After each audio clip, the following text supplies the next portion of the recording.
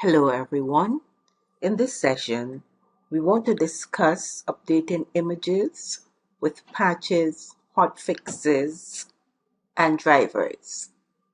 This means that we want to make changes to the image file before it is deployed as an operating system to client computers. Let's take a look at the example we have here. We have an image file install.wim. And what we want to do is we want to take this patch, Windows 8.1 patch, and we want to update the image file with the patch. The first step that we take in doing this is to first expand or extract the files from the install.wim file. To do that, we have to use the dism command, and we have to do what we call mount the image. When we mount an image, we extract the files from that image, something like extracting data from a zipped file. We need to mount the files so that they will be available for use. So let us take a look at the command line that we're going to use to mount the image. Before we mount the image itself, we want to find out which of the image files we want from our server software. To do that, we want to run the command dism get wim info, the wim file, and we have to type the path where the file exists. What that's going to do is going to give us a list of the different images in the file. So we see index 1, index 2, index 3, index 4.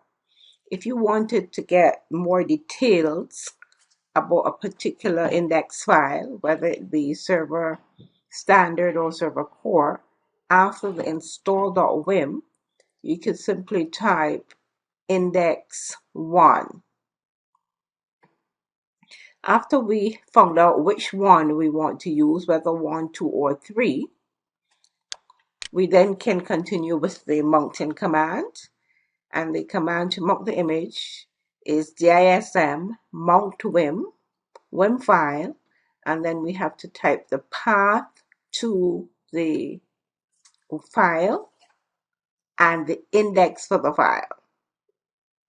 And then we want to type the directory where we're going to mount the file, and to do that the command would be /mount dir and the path to the file.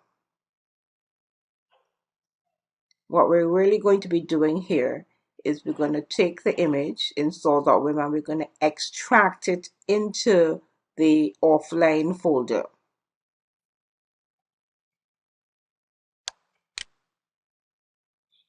And we can see here the image was mounted successfully. Once the image is mounted, you can see all the folders, the files from the image are now within the offline folder, ready for us to place the patch in that file.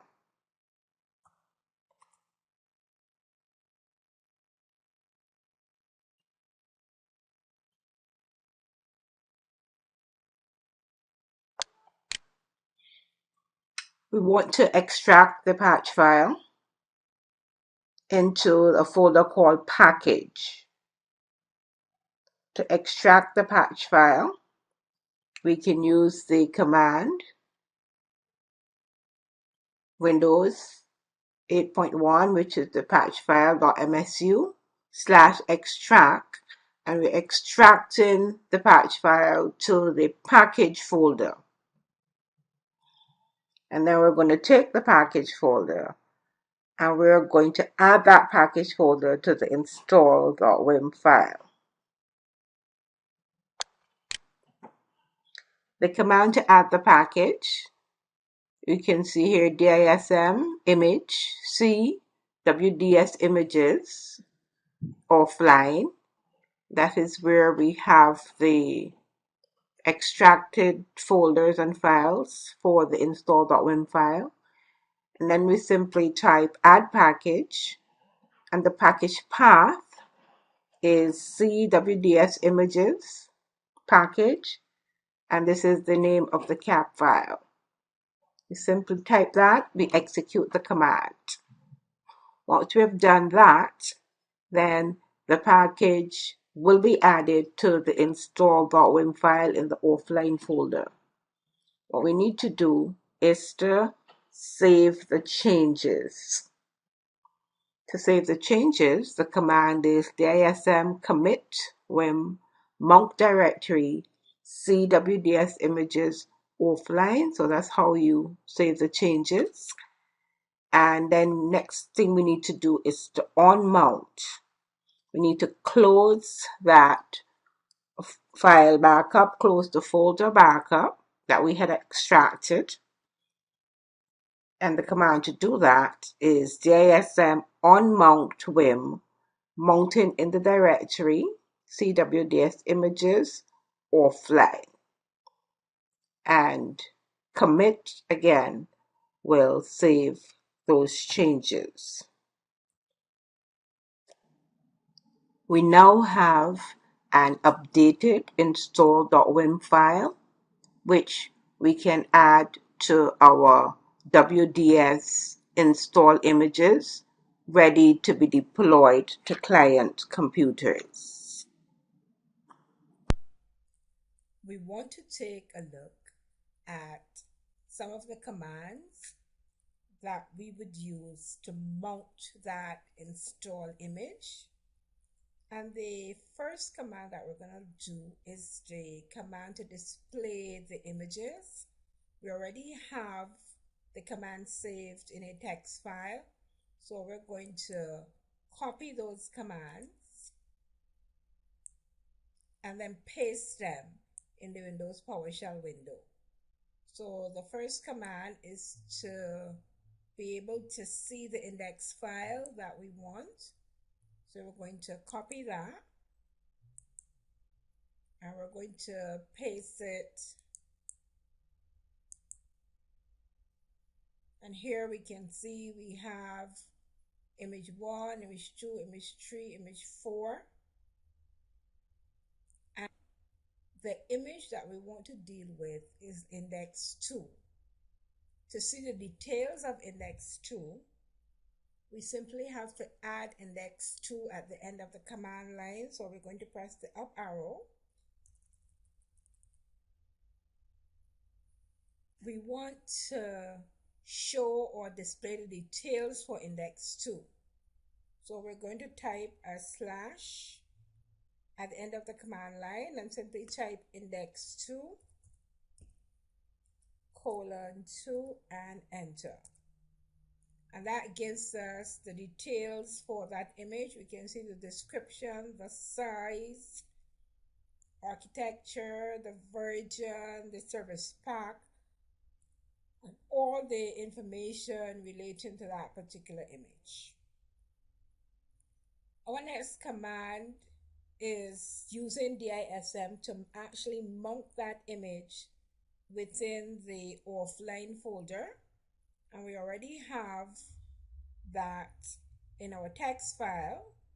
So we're going to go to the text file and we're going to copy this image, copy the line of code,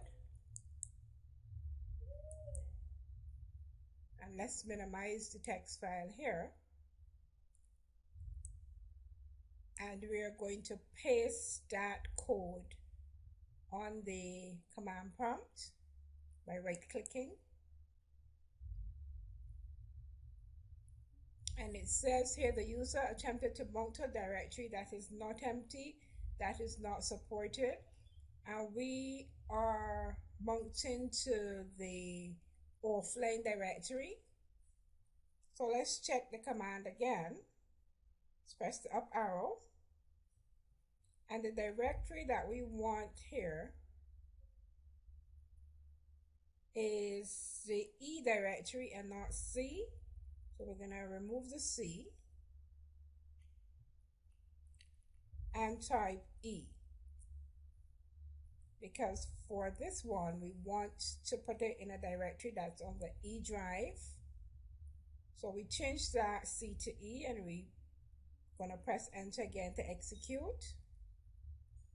And it will take some time for the image to mount. So we just have to wait on it.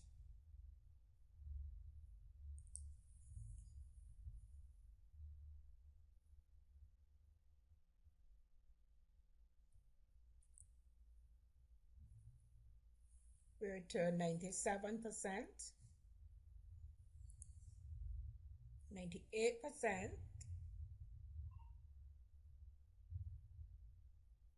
we're at 100%. Remember that all the files in the Windows installation have now to be mounted within the offline folder. So it took some time, and we can see here that the operation completed successfully. What we want to do now is to open that folder, that offline folder, and see if the files are within that offline folder. So we're going to double click here on offline, and we can see all the Windows installation file in the offline folder. So that is how we would mount that install image, by simply extracting the install.wim file to the offline folder. Once we have done that, all we need to do is to add the package file with the dism command that we talked about, save the changes by committing them, and then unmount that image. When we've done that, we then have the file, that the new file with the updated changes, which we can then add as an install image to Windows Deployment Services, ready to be deployed. This is the end of our video, and I want to thank you for listening.